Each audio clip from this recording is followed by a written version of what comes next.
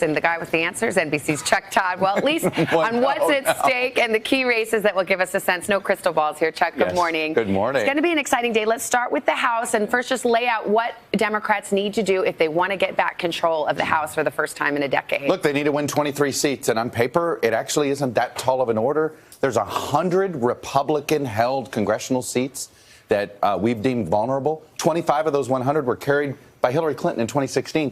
If they just win the House seats that were carried by Hillary Clinton that are represented by Republicans, they win the House. They don't even need a wave to do that. Let's look at Virginia, because this is a bellwether and a purple state, and you're watching a couple of districts. This is an interesting race, as is this. It is. Look, this is where Peter was this morning. He was in that 10th congressional district.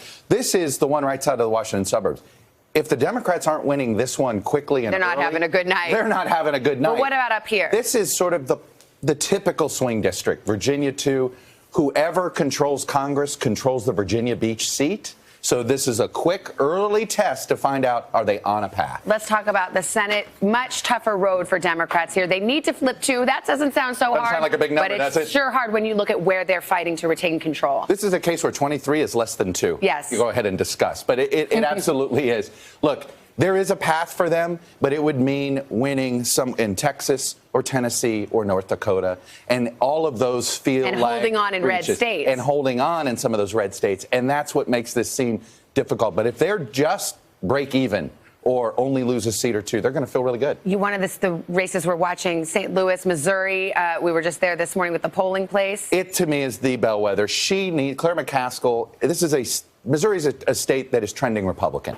For her to win, she needs a surge in Democratic vote. If she wins, we've seen a surge in Democratic vote. And something else that's interesting about Missouri, they don't have many early voters. They're election day state. So how did the last week of the campaign impact a race? Missouri is ground zero for that, and that's why the president was there last night. Yeah, momentum matters a lot in that particular race. And let's not forget the governors. This is incredibly important and a chance for Democrats to take back some state houses. And it's a way to sort of have a little 2020 bragging rights. I mean, there's some states, particularly in the Midwest, Wisconsin, Ohio, Iowa, Michigan, where the president carried all of those states to win in 2020. They all have Republican governors, and Democrats have a chance to win in all of them if they do assign in 2020. And then, of course, we know the big Florida. As we walk over, we'll show this is the race, but let's talk about it as we go. Andrew Gillum, Ron DeSantis. Boy, was this a nasty and hard-fought race. And what it is, it's the perfect 2020 proxy fight. You have the Trump-endorsed candidate in Ron DeSantis. You have a progressive Democrat, Andrew Gillum. If he can win here in the swingiest swing state, a lot of other Democrats are going to run that way. All right, Hody and Kasie want to get in on this. We certainly do. All right, so if I am sitting at home tonight, popping the popcorn, watching the results come in, Chuck touched on a couple of these bellwethers, but are there certain races that you watch and you go, this is going to be a dynamite night for Republicans or a dynamite night for the Democrats? Well, I think Chuck was absolutely right. In Missouri, I think is really going to be a key thing that you can look to and say, all right, that tells me a lot about what's happening. But, you know, it's going to depend what time you're watching. If you're in the East Coast, you're looking for an early night. Those two key races in Virginia, there's a bunch in New Jersey, a handful of House races there. If Democrats say take all 4 of those critical races, you'll know that we're going to be really in for a wave kind of across the country. If you're staying up late on the West Coast, there's a bunch of districts in California that are up for grabs in Orange County, places that have been Republican for generations, really, but which voted for Hillary Clinton and which now have seats that might flip. We've taken to calling this midterm, which not for you. They're not boring for you, Chuck, but they're often sleepy affairs.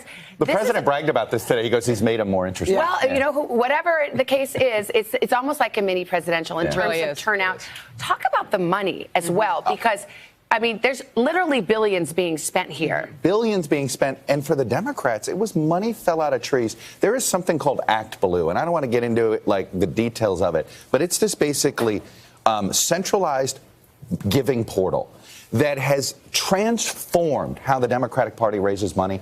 The biggest, it's not a blue wave or a red wave. When you talk to Republicans, they say if they lose control of Congress, it's due to a green wave. That money just fell out of skies for Democrats in some districts. When money falls out of skies, then Democrats are competing in conservative strongholds because they have the money. Why not? Yes, that's absolutely true. Although keep in mind that even though people may be giving money, they may not be able to vote in some of the most critical swing areas. Yeah. So it still is really going to come down to who shows up to the polls. And I think that all, especially in the light of what happened in 2016, is what we are all wondering. Is it going to be women, African Americans? Very, very quickly, we've been talking about signs of a good blue night.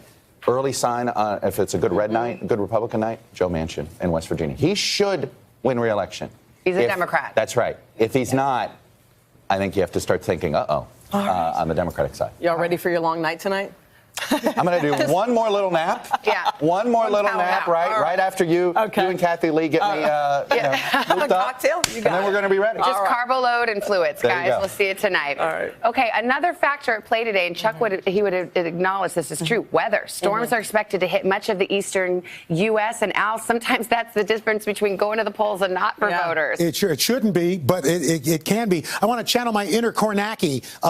Okay, so the battleground states, here's what we're looking at. For example, Connecticut, gubernatorial state, we're going to be looking at showers and thunderstorms heavy in the afternoon. Temperatures will be in the 60s. Then we headed to Georgia. Big governor race there. Line of storms moving north to south, winds and gusty downpours, and a big gubernatorial and Senate race down in Florida. The Panhandle, a thunderstorm threat, partly sunny, hot and humid on the rest of the peninsula. All in all, not too bad. Those are your forecasts. And there you have it. Back to you, Savannah. All right, Al, thank you. You are very good, very good at the wall. Just ahead, we're going to crisscross the country live. Let's get into it and check on some of those heated races. And we really hope you're going to join us tonight. We'll be right here. Complete election coverage. Lester, Chuck, and I will be here. We'll walk you through all the results. We start at 8 o'clock Eastern here on NBC.